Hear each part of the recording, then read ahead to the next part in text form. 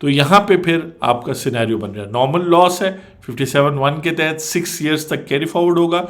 Only future income from business के against adjust होगा। Speculation loss है सेक्शन 58 नेक्स्ट देखेंगे। 4 ईयर्स की है, 6 नहीं 4 ईयर्स है। और ओनली स्पेकुलेशन बिजनेस प्रॉफिट्स जो फ्यूचर के उनके अगेंस्ट एडजस्ट होगा। और साल में भी अगर होता है तो सेट ऑफ नहीं हो सकते। कैपिटल लॉस अगर हुआ है सेक्शन 55 में भी देखेंगे, सेक्शन 38 को भी मिला के देखेंगे।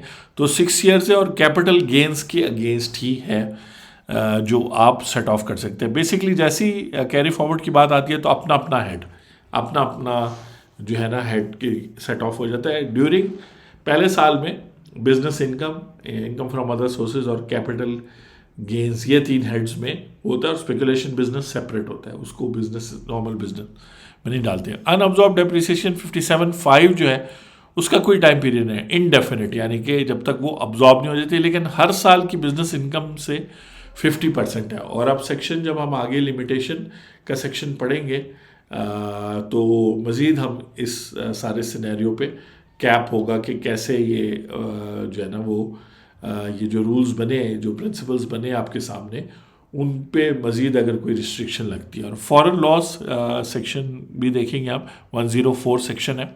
6 ईयर्स तक आप फॉरेन लॉस ले सकते हैं, लेकिन ओनली फॉरेन सोर्स इनकम के अगेंस्ट।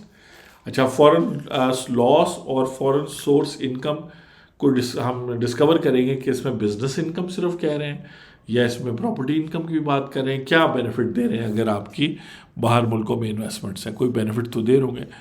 कॉर्पोरेट रिस्ट्रक्चरिंग और ग्रुप टैक्स शील्ड के हवाले से थोड़ा सा